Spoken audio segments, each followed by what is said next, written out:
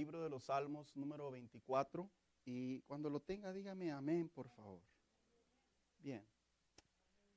Mire, hoy vamos a hacer una dinámica diferente a lo que es generalmente que yo leo.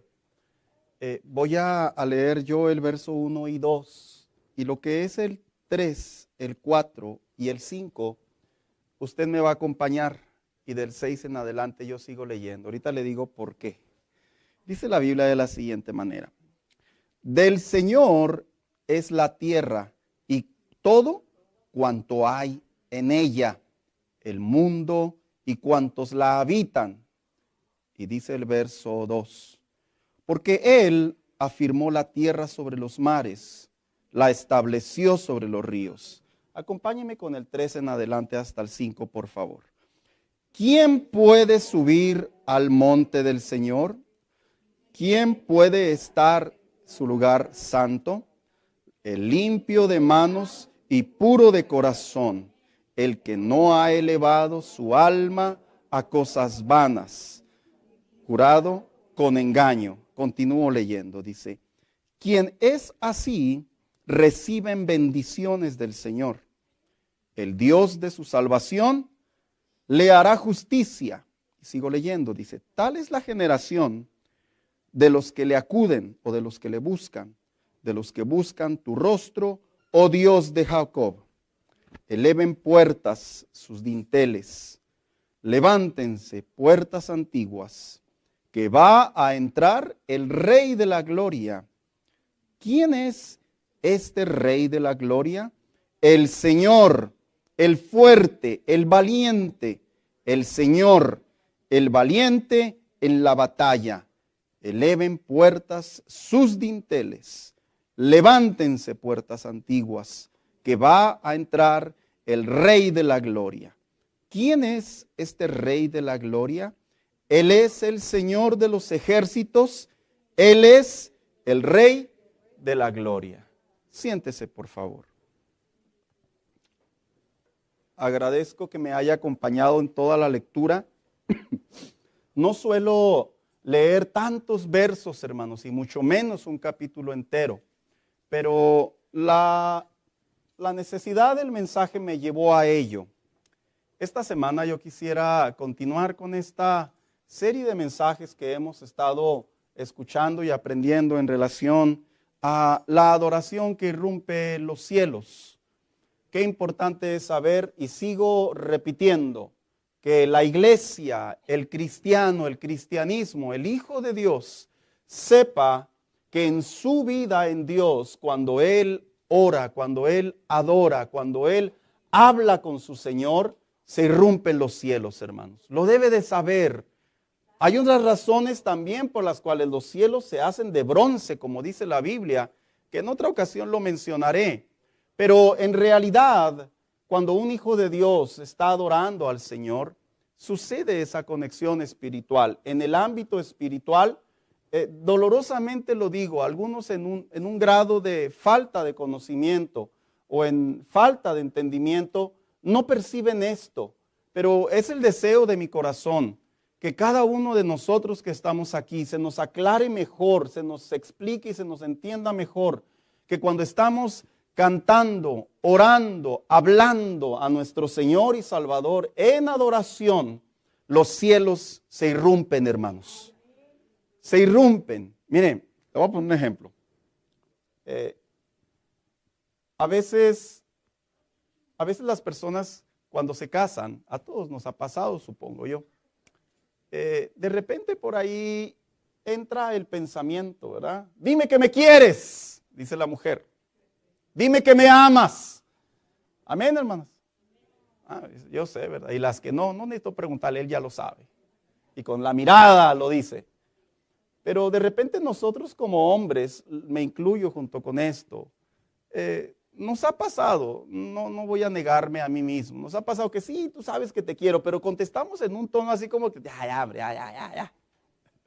Y la mujer logra percibir nuestro tono, nuestro rostro, nuestras palabras, y activan ese sexto sentido, ese ojo de la espalda, y viene el discernimiento y dice, no, dímelo de verdad.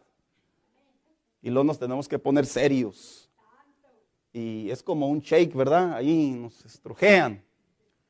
A veces yo veo que en la fe cristiana, al momento de adorar, a veces así lo percibo yo. Si no cuidamos el entendimiento de la adoración, podemos estar adorando a Dios, hermanos, pero lo digo con mucho aprecio, pero no estamos creyendo que se irrumpen los cielos. Podemos estar adorando a Dios, pero lo vemos como un cliché de la iglesia cristiana. Lo vemos adorando a Dios, pero lo vemos como, bueno, hoy no vengo muy en modo adorador, pero aquí estoy, ¿verdad, Señor? No. Usted debe de saber que el hecho de adorar a Dios en espíritu y en verdad, se irrumpen los cielos, hermanos. Lo debe de saber. Pero pastor, no veo nada. ¿Para qué quiere ver? Con que sienta es suficiente. Con que lo crea es suficiente. No necesito ver cielos abiertos literalmente para saber que mis oraciones ascienden a la presencia de Dios. Y a través de estas semanas, el deseo de mi corazón es que aprendamos más en relación a la adoración. Tracé un mensaje que lo titulé La adoración según la Biblia, trayendo a la memoria cómo es que Jesús le enseña a esa mujer samaritana ese par de aguas de lo que iba a suceder en la iglesia del Nuevo Testamento, que una vez que Él muriera en la cruz, el cristiano tendría acceso a la presencia de Dios en sus oraciones. Después hablamos del cielo a la tierra, hermanos, trayendo a la memoria precisamente cómo es que la adoración se origina en el cielo o se nos da a entender que aparece por primera vez en el escenario, en el cielo. Y posteriormente veíamos cómo es que en la tierra el primero que ofreció un sacrificio en honor a la gloria de Dios, adorando a Dios, fue precisamente Noé. Y cómo es que nos trae a la memoria qué es lo que Dios ve al momento de que nosotros le adoremos. Esta semana yo quisiera continuar con este tema y le he puesto por título La adoración que Dios acepta. El pensar que por el hecho de adorar a Dios, el hecho de usar palabras comunes, bíblicas, religiosas, en relación a decirle algo a nuestro Señor, y que Él lo va a recibir, pues porque Él se le está diciendo algo, en realidad, hermanos, es una mala, muy mala impresión y definición de la Biblia como tal. Debemos de saber que, así como en el carácter de los hombres, hay ocasiones en donde la gente hace cosas y nosotros entendemos que por el sentimiento como lo están haciendo o la acción como lo están haciendo, lo hemos rechazado. Dios no está exento de ello. Le voy a traer un ejemplo a las mamás. Cuando las mamás le piden algo a los hijos y los hijos de mala gana, ¿qué hacen las mamás? ¿Qué dicen mamás? ¿Se aguantan? Yo lo hago, y si no, dígamelo a mí. Mi mamá me decía, ve a tirar la basura, porque yo iba alegando, y parece que iba arrastrando cadenas. Yo me recuerdo en mi adolescencia, hermano, y recuerdo que mi mamá me veía, se acercaba al bote, y me decía, vete. No, ama, yo la saco, vete. Pero es que, no, de veras, yo la saco todas las de la casa, vete. Porque lo que se hace de mala gana, hay un punto en donde se rechaza. Y cuando nosotros los hijos de Dios crecemos en la fe y tocamos el tema de la adoración, nosotros debemos de saber que también existe la adoración tanto como la que Dios acepta como la que Dios rechaza. Y este salmo, el salmo davídico, significa que fue escrito por David. Este es uno de los mejores salmos que uno puede leer, hermano. De hecho, me atrevo a creer que muchos de los hermanos que están aquí, nos lo tuvimos que aprender hace muchos años. ¿Quién se lo sabe de memoria, hermanos? ¿No? ¿Yo soy el único? Bueno, apréndaselo, por favor, para la otra hacer más. Porque este salmo es uno de los mejores salmos que uno puede tener en su comunión con Dios. Es un salmo precioso, sinceramente. No voy a trazarlo en la enseñanza, pero voy a tomar la esencia como tema para poder desarrollar esta enseñanza. Este salmo se divide en 3 secciones, hermanos. La primera sección es el verso 1 y 2, en donde el rey David o el salmista David está escribiendo una poesía que posteriormente se convirtió en un cántico, en donde él le hablaba al Señor en su oración, en su cántico, para que el pueblo lo siguiera cantando, que cuando el hombre se acercara a Dios en adoración, trajera a la memoria siempre que Dios es el Todopoderoso. En otras palabras, David en este salmo deja muy en claro lo siguiente: todo adorador que vaya a Dios en adoración debe de saber que Dios merece solo y única y exclusivamente la gloria. Y fue una manera en donde se perpetuó, hermano mío, se perpetuó en el corazón del pueblo de Dios, de los que lo cantaban, que siempre que se tratara de adorar a Dios, todos deberían de comprender. Por eso dice el verso 1 y 2, y lo vuelvo a recitar en la versión internacional: del Señor es la tierra y con todo lo que hay en ella, porque el salmista quería resaltar que cuando el Hijo de Dios adora a Dios, no hay otro como nuestro Señor. Hermanos, nosotros no le estamos tirando al mejor postor. Nosotros no le estamos tirando por si en algún momento llega otro, cambiamos de bando. No, nosotros servimos, adoramos y creemos en el único y verdadero Dios, Rey del universo. Y es lo que el salmista hacía cuando hacía esto. 2, precisamente del verso 3 al verso 5, este cántico contiene lo que se le conoce las características de una adoración o de un adorador. Es por eso que usted, cuando leyó junto conmigo, él empieza a manera de pregunta y diciendo: ¿quién puede subir al monte de Dios? Y aquí le voy a decir una historia bien interesante. El salmista David fue el pionero de traer la adoración más cercana de un pueblo hacia Dios.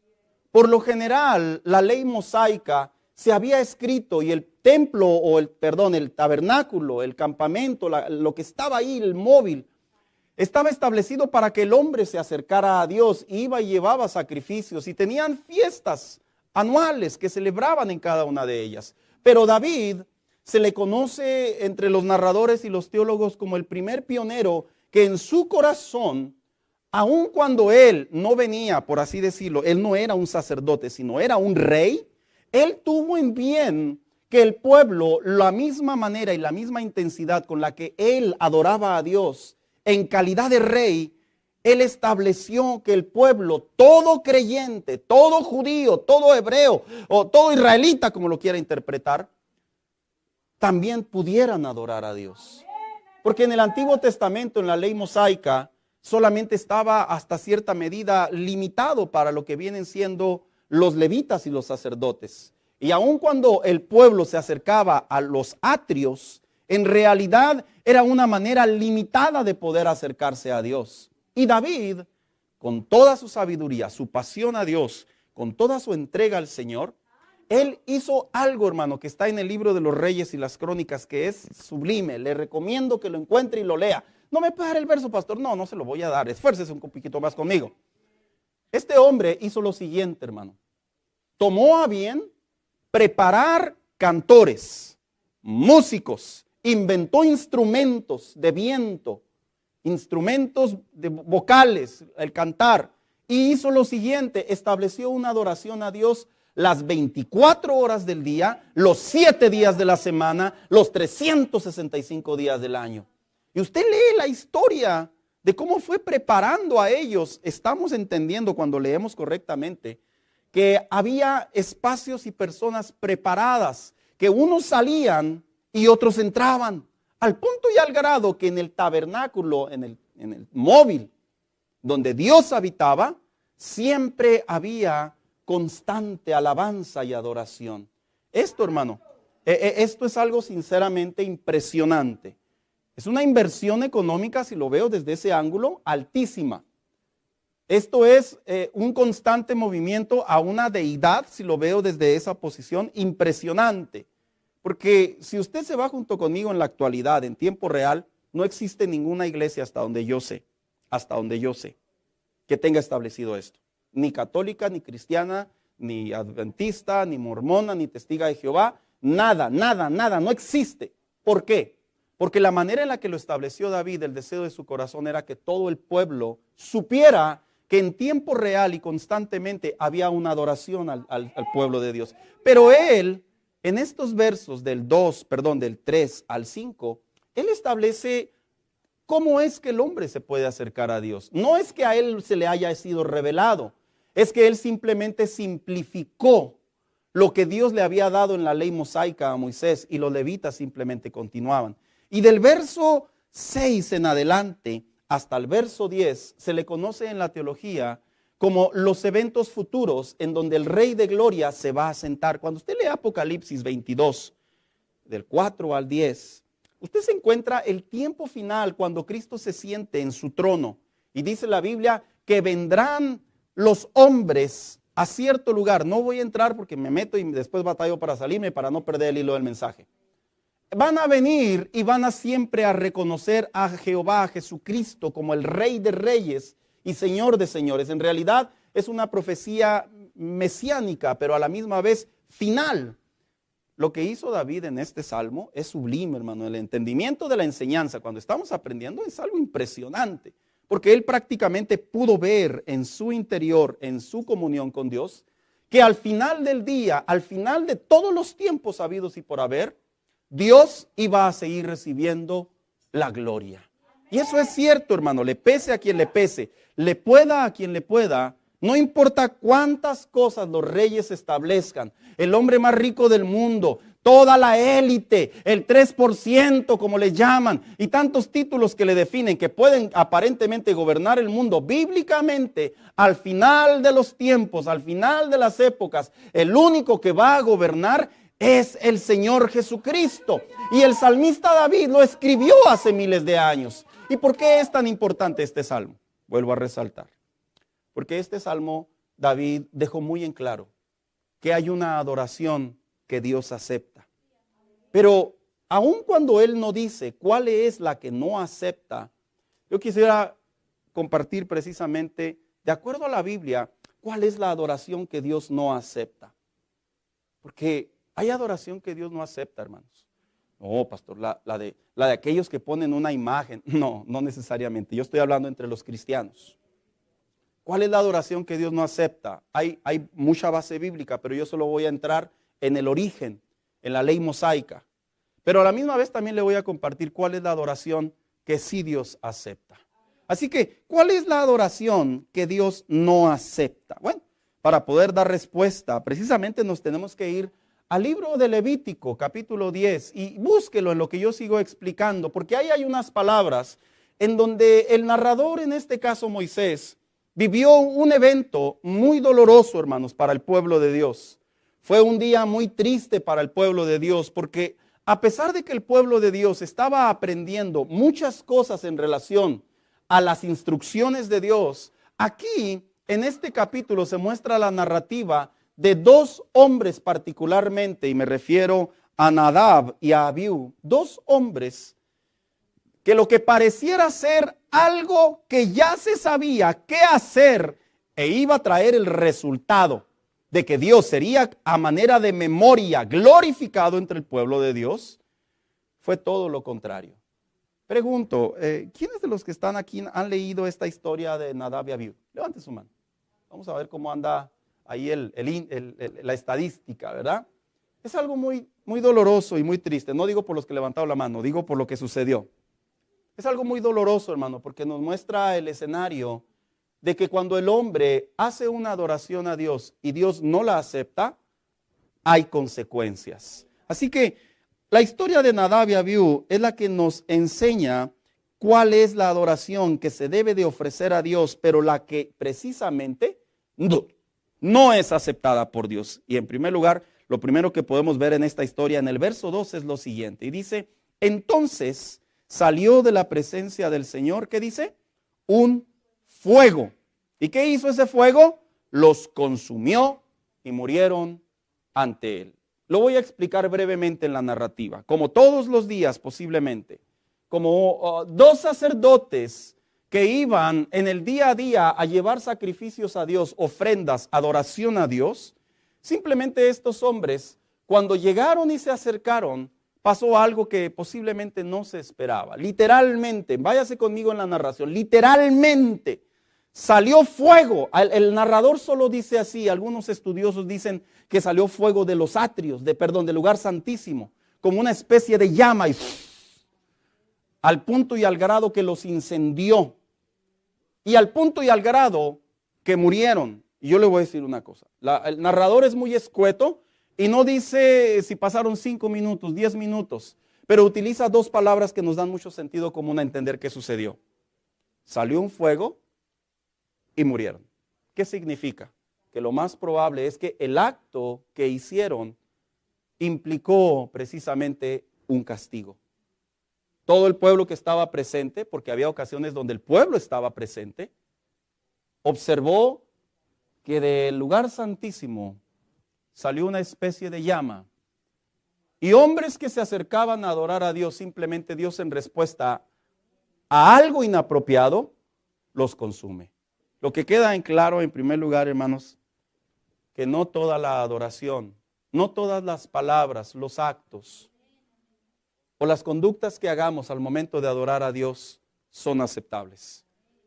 Hoy en estos tiempos hay una excesiva, desmedida, malinterpretada, incorrecta manera de adorar a Dios en muchos lugares. Muchas personas piensan que adorar a Dios tiene que ver con que todos te vean o que tú hagas cosas que los demás vean como una especie de temor en ti o una especie de éxtasis en ti. No necesariamente, porque Dios deja en claro a través de esta historia que también hay cosas que Él rechaza. Y cuando hablamos de ello, ¿por qué murieron estos dos hombres cuando se disponían a adorar a Dios? Porque si usted lee correctamente, estos hombres estaban entrando, iban a empezar. Y dice la Biblia que simplemente sale fuego, los quema y mueren. ¿Pero por qué murieron estos dos hombres?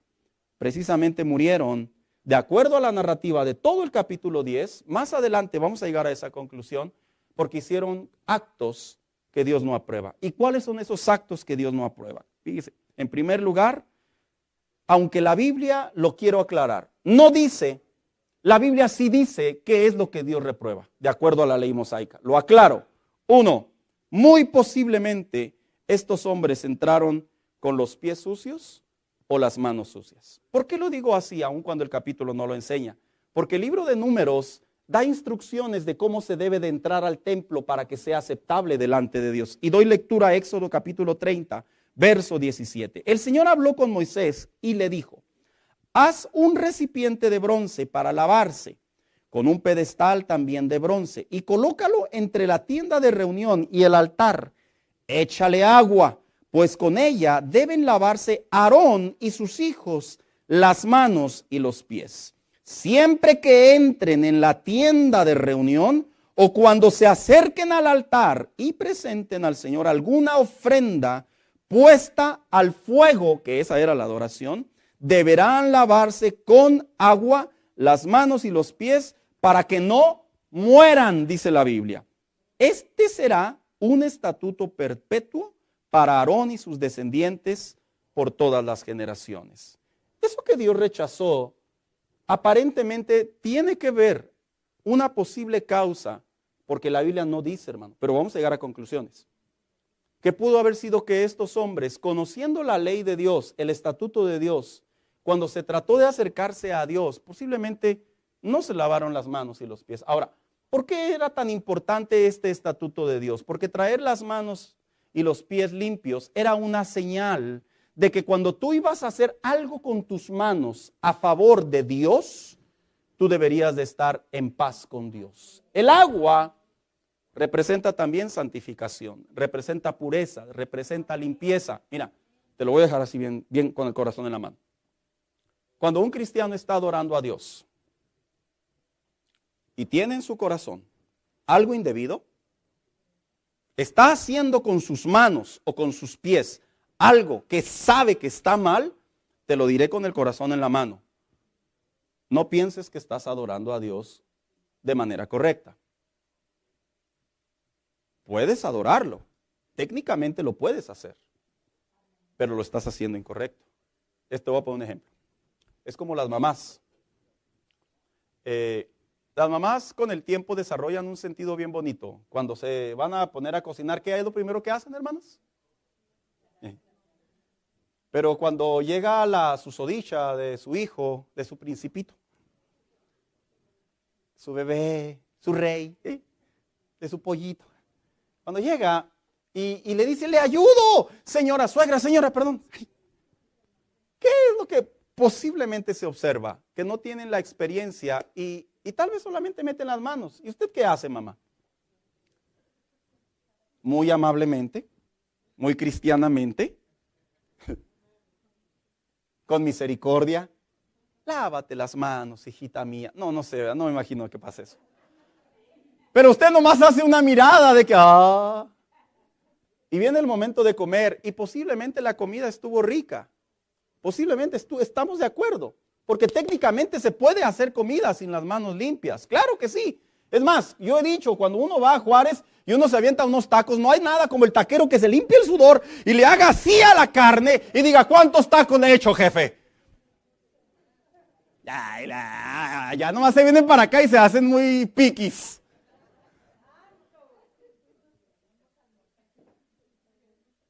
Y lo claro es que en realidad técnicamente la comida sale buena.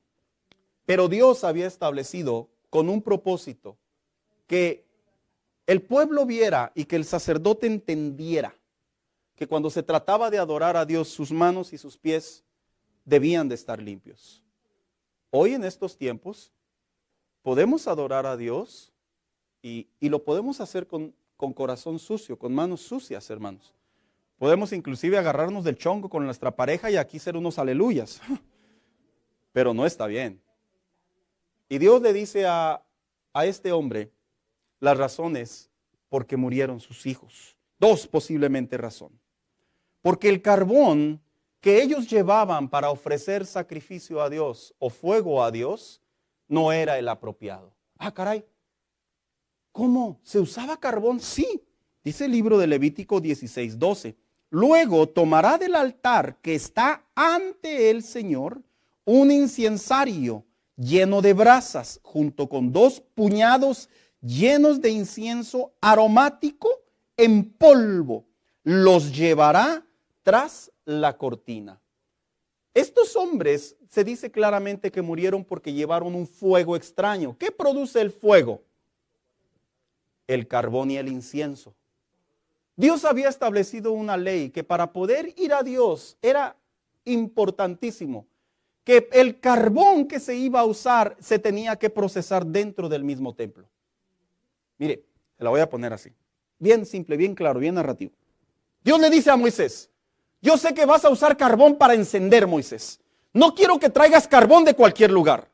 No quiero que proceses carbón fuera del campamento. No quiero que proceses carbón fuera de las tiendas. No, aquí adentro de los mismos atrios, aquí adentro, dentro del mismo el lavastro y todo lo que eran los instrumentos de adoración, le dio la instrucción a Moisés y le dijo, Moisés, de aquí mismo sale el carbón.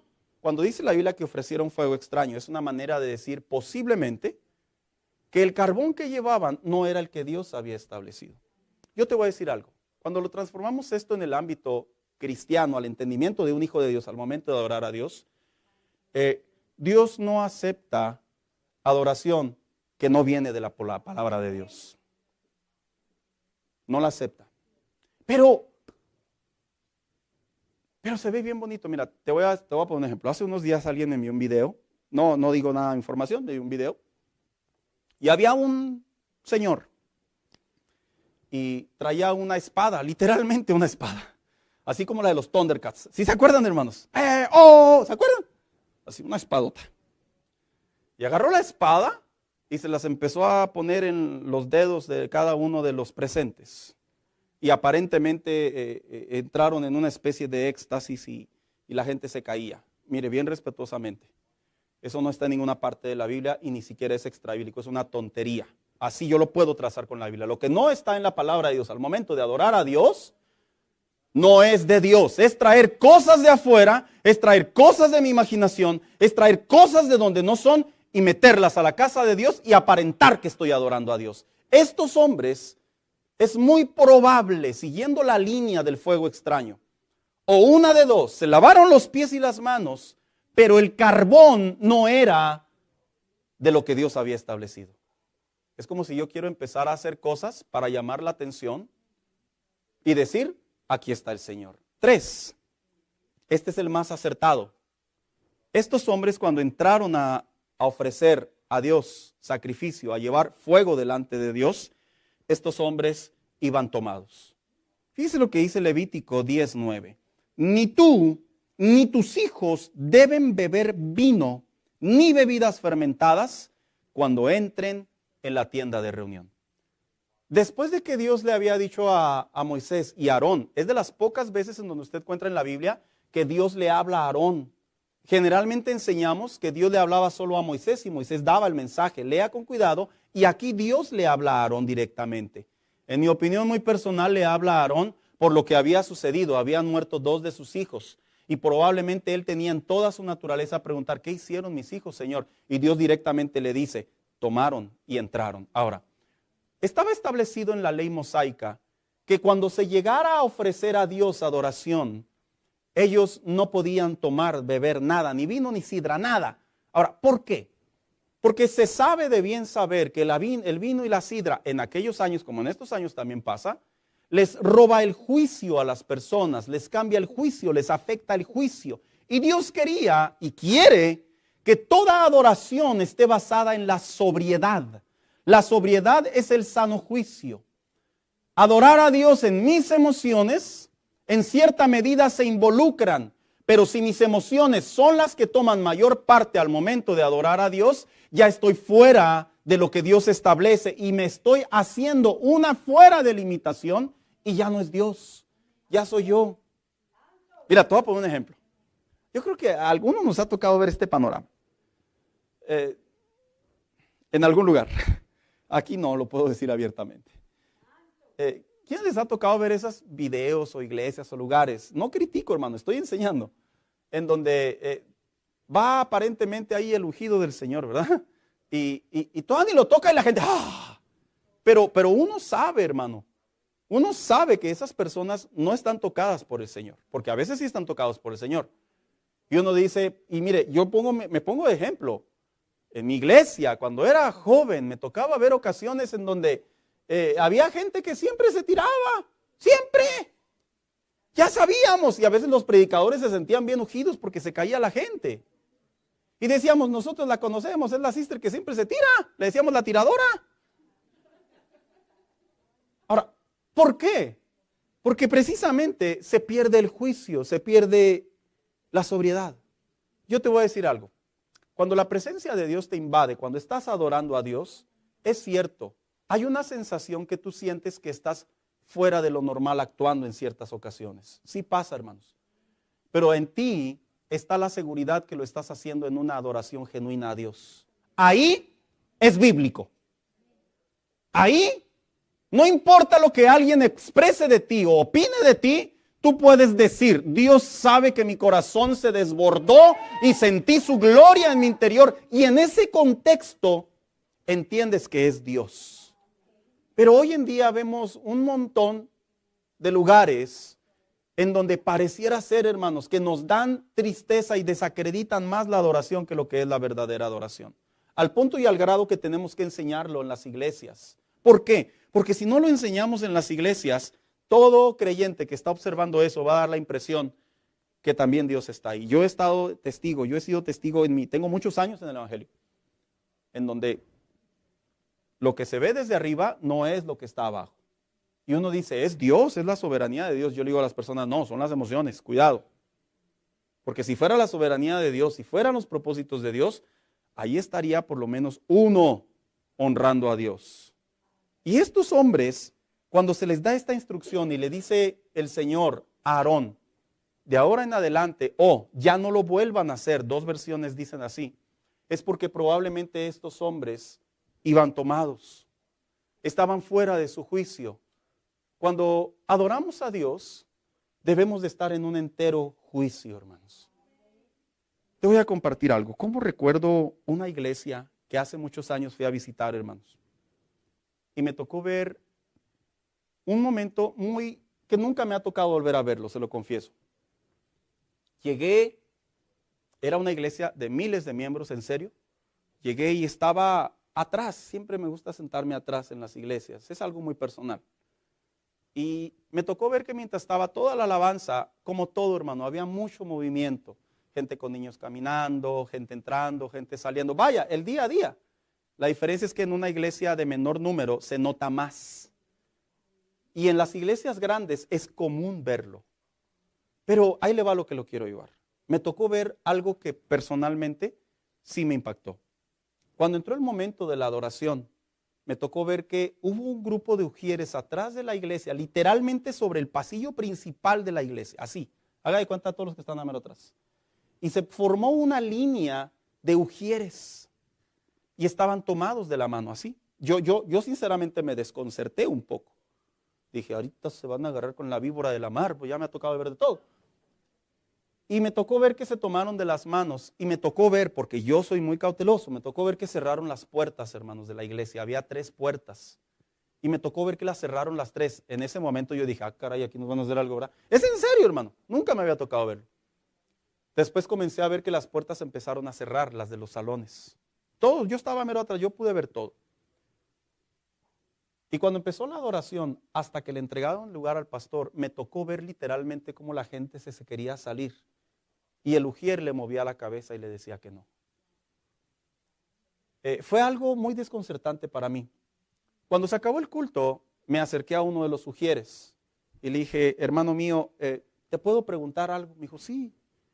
Le digo, ¿qué pasó? Yo vi algo en la adoración.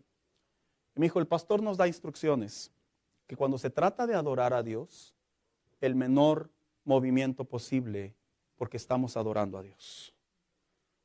Personalmente, hermano, se me hizo, después de que lo comprendí en la conversación, se me hizo algo muy honroso para nuestro Señor.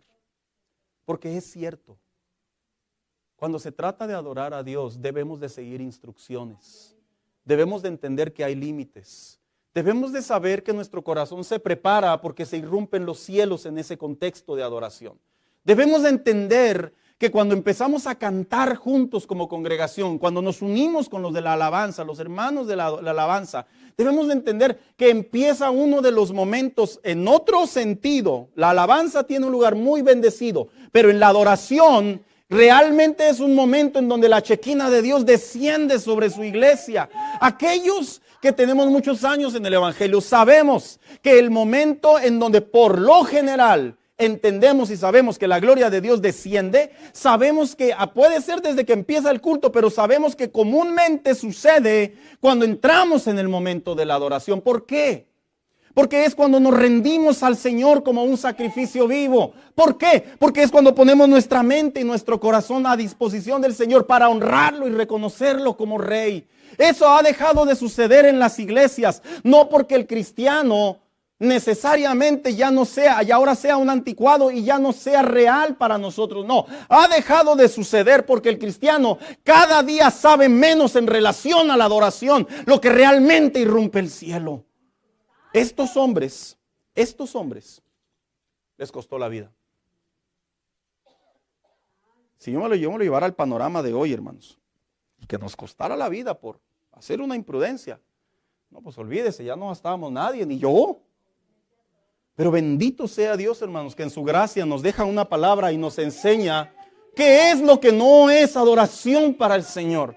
No es adoración para el Señor pensar que por el hecho de estar en la iglesia ya llegué y qué bonito y ya me voy. No, todo creyente cuando se congrega es como decía el salmista, bienaventurados los que por las noches se congregan para alabar a Dios, porque eran momentos gloriosos, eran momentos en donde su gloria descendía y el pueblo de Dios, hablando de los tiempos del Antiguo Testamento, el pueblo de Dios veía la chequina de Dios, veía la gloria de Dios. Mira, tan simplemente cuando Moisés entraba al tabernáculo, dice la Biblia que la nube se movía.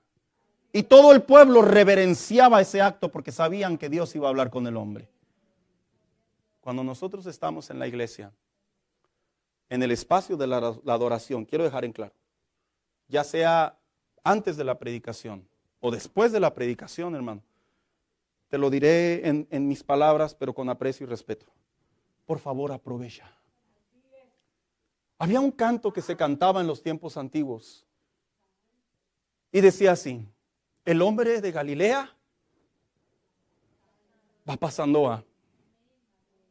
Yo no podía sentir cuando el Espíritu Santo pasaba, hermanos. Es en serio. Es que es en serio lo que te estoy diciendo.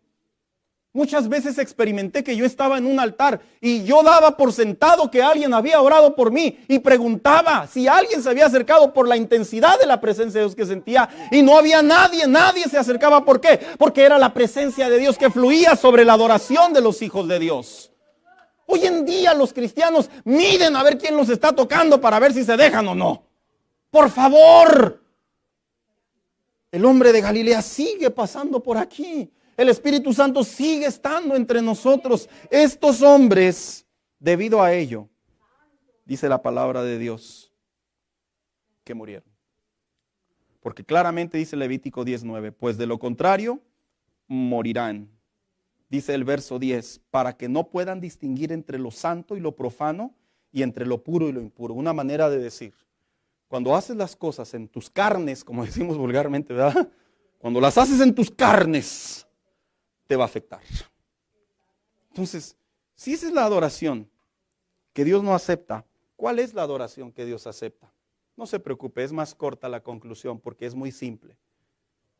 Cuando el salmista David escribió este salmo y dijo precisamente la primera estribillo, la primera estrofa, solo el de manos limpias y corazón puro, o el limpio de manos y puro de corazón, como dice la 60, el salmista David habla de dos áreas que todo cristiano, en aquellos tiempos todo israelita, pero hoy en nuestros tiempos que todo cristiano debe de considerar si quiere que su adoración sea aceptada.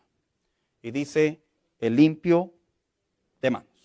El limpio de manos no se refiere en la expresión literal, hermanos, como los sacerdotes, lo quiero aclarar, porque les recuerdo lo que dije al inicio del mensaje. David fue el pionero que el pueblo de Dios tuviera más comunión en adoración al Señor. Ya no se quedaban desde atrás como antes. Mira, tú lees el Pentateuco y tú encuentras constantemente que el narrador dice, y el pueblo estaba observando, estaba viendo. David, haga de cuenta que quitó esa línea en el marco de la reverencia a Dios y le dijo al pueblo, ahora tú también puedes sentir la gloria de Dios. Eso fue glorioso, hermano. Pero dijo David así, el limpio de manos. ¿Qué es el limpio de manos? El que en sus acciones, porque con las manos es con lo que hacemos todo, en su conducta las tiene preparadas para adorar. Tú debes de saber que para adorar a Dios tienes que preparar tus manos, como las mías, hermanos.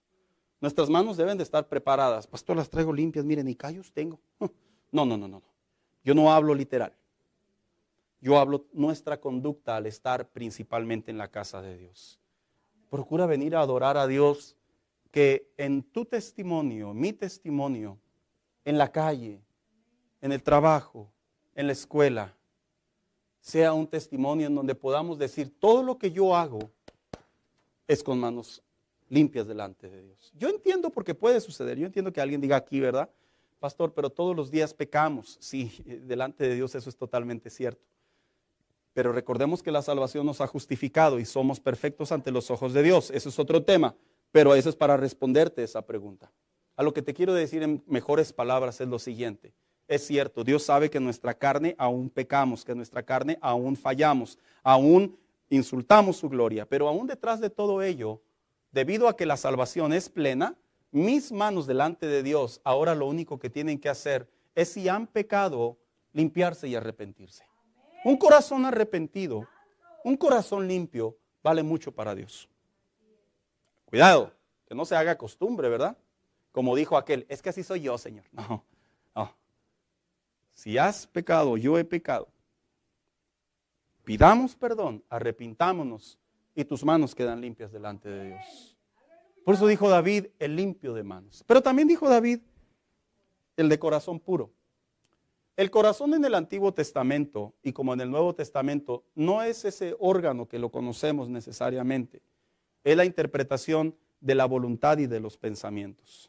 En otras palabras, lo que Dios dice, yo que puedo ver en tu interior lo que otros no pueden ver, yo quiero que tú cuando vengas a adorarme en mente, en voluntad, en disposición, sepas lo que estás haciendo.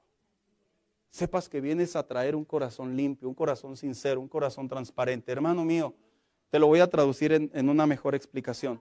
Es como cuando nuestros hijos llegan, cuando estaban chiquitos, y llegan con ese esa arte de Leonardo da Vinci. ¿Y qué decíamos nosotros? ¡Qué bonito! Y los hermanos mayores decían, está todo feo. ¿Ah? Pero para usted, en su entendimiento, eso era algo de corazón que había hecho para usted. Es más, pregunto sanamente, ¿quién no tiene conservados ciertos regalos pequeños, dibujos, recortes? Yo los tengo, hermano, de mis hijos, porque yo dije, esto va a ser oro, va a ser un tesoro para mí cuando ellos crezcan. Y yo los conservo y los veo crecer y digo, en tu edad de corazón limpio me hiciste esto. Y ahí está el papá con los 3 resortes colgando ahí. Pero yo entiendo que es para mí. Yo lo conservo.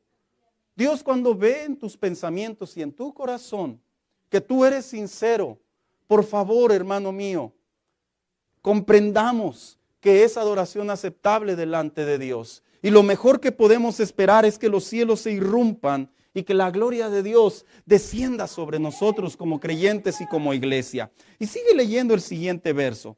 Dice, ¿quién? Dice, solo el de manos y limpias de corazón puro. Y luego dice, el que no adora a ídolos vanos, ni jura por dioses falsos. Otra versión dice así, el que no ha elevado su alma a cosas vanas. Dentro de la comunión con Dios, usted y yo debemos de saber, hermano, que esta frase tiene que ver con una esencia bien interesante y tiene que ver con la boca. No ha elevado su alma, su boca. Cuando eres hijo de Dios y cuando estás creciendo en la fe, una de las cosas que hace el Espíritu Santo y nos enseña a entender, ¿sabes qué es, hermano? A cuidar mucho la lengua.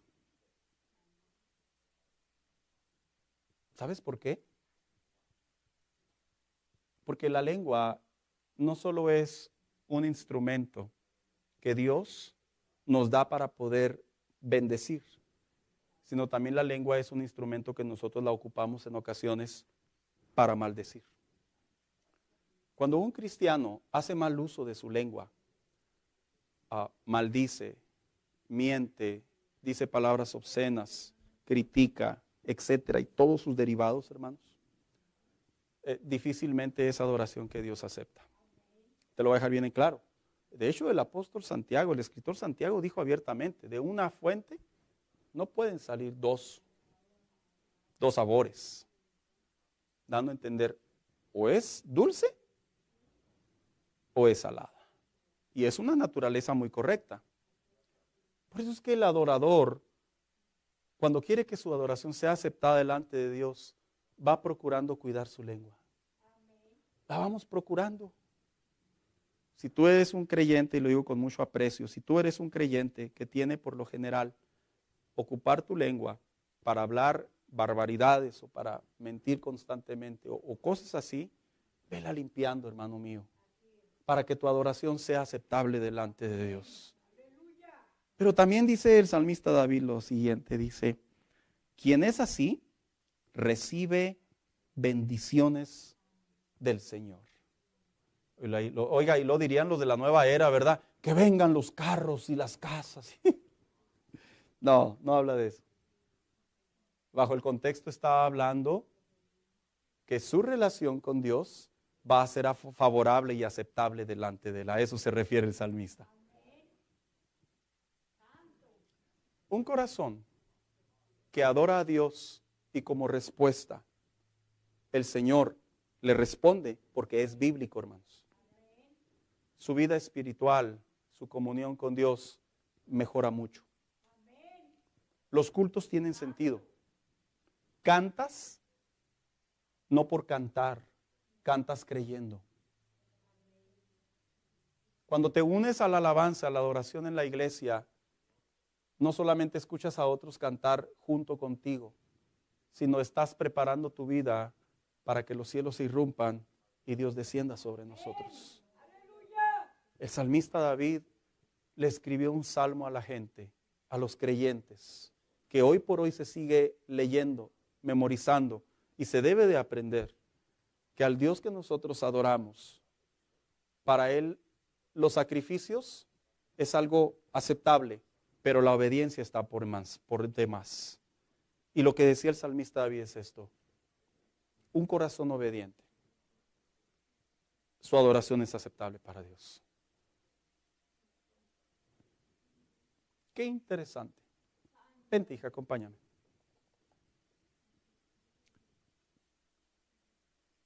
He estado en iglesias en donde las personas dicen, reprendamos al diablo. Yo también lo he reprendido. Pero te voy a decir algo. Si no quieres reprender al diablo, solo dedícate a adorar. Y solo se va. No digo que no lo reprendamos. Yo hablo cuando queremos justificar el por qué no se siente la presencia de Dios y culpamos al diablo. De eso hablo yo. Yo hablo de eso. Pero lo más genuino que se encuentra en la Biblia es que la adoración, cuando va por enfrente, cuando la adoración fluye, hermanos, no hay nada que hacer en el sentido, el diablo no puede hacer nada, no se puede entrometer, no hay demonio.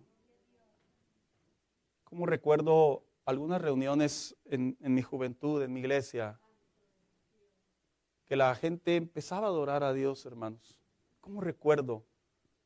Una vez me tocó ver un muchacho que literalmente cayó, y cuando cayó literal, no es broma, se empezó a mover como una serpiente, no es broma, y se intentó salir y ahí lo agarraron los ujieres y vas para adentro, porque obviamente estaba endemoniado.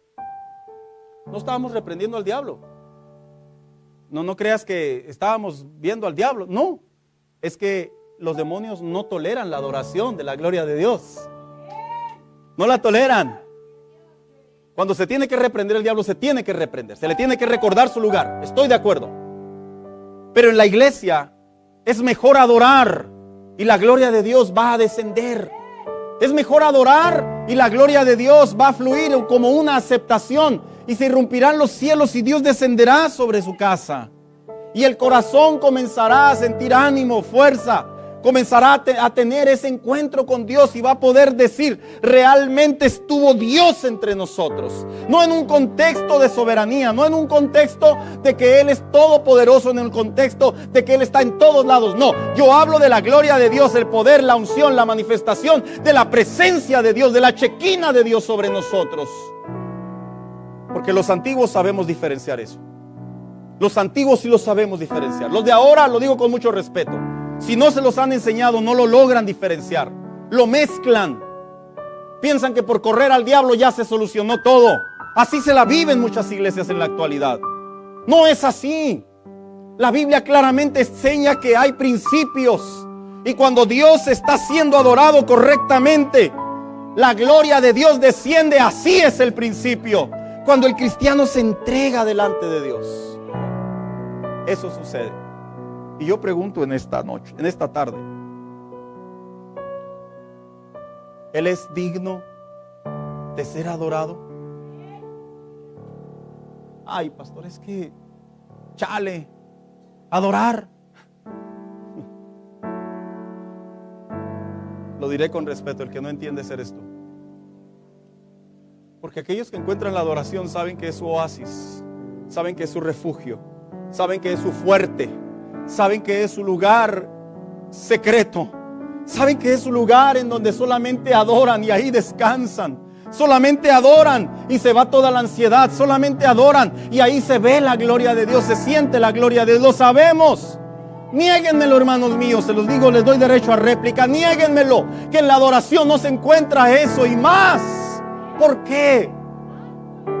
Porque adorábamos de corazón, en espíritu y en verdad. Y es necesario que otros cristianos, principalmente que están aquí, lo crean y lo hagan. Muchachos, adora, en serio. Si tú supieras yo en mi juventud cómo descansaba el hecho de irme a orar y adorar. Me bombardeaban las tentaciones, me bombardeaban la vida de joven. Y yo le decía a Dios, no me sueltes porque soy humano. Y le decía, no puedo perder tu presencia. Ha habido episodios en mi vida, como algunos de ustedes, en donde he llorado, hermano, me he sentido impotente. ¿Y sabes qué prefiero hacer? Prefiero ir a adorar a Dios. Porque la adoración es un oasis, es un descanso. Aparte de que Dios recibe gloria, alimenta el espíritu, alimenta el alma en el sentido de que nos da tranquilidad y nos da paz. Me decían mis amigos de la escuela, si le haces a esta, vas a andar bien pajito. Y yo les respondía a manera de broma, si le haces a esta, vas a andar mejor. Vas a andar mejor. Más de 30 años en el Evangelio. 30, más de lo que tengo de vida en el sentido humanamente hablando. Casi toda mi vida he estado en el cristianismo. Y yo te puedo decir que no he encontrado nada mejor que la adoración. Pero la adoración que Dios acepta. Posiblemente como ustedes, yo también he tenido momentos en donde mi adoración no fue aceptada por Dios. Es en serio, hermanos. Yo sabía, pero yo adoraba. Pero cuando aprendes y me arrepentí y entendí, dije, ya sé qué es lo que no se debe de hacer. Y cuando vengo a adorar a Dios, cuando me toca adorar a Dios, le digo, mi corazón está aquí y te lo traigo reverentemente limpio. Te he pedido perdón. Quiero hacer las cosas bien. No quiero que se me cierren los cielos. Así oro, hermano, en serio. Si tú piensas que yo tengo línea directa con el Señor y nomás digo amén y no. Yo le digo al Señor, soy humano, pequé. Y le he dicho, pero no puedo perder este tiempo.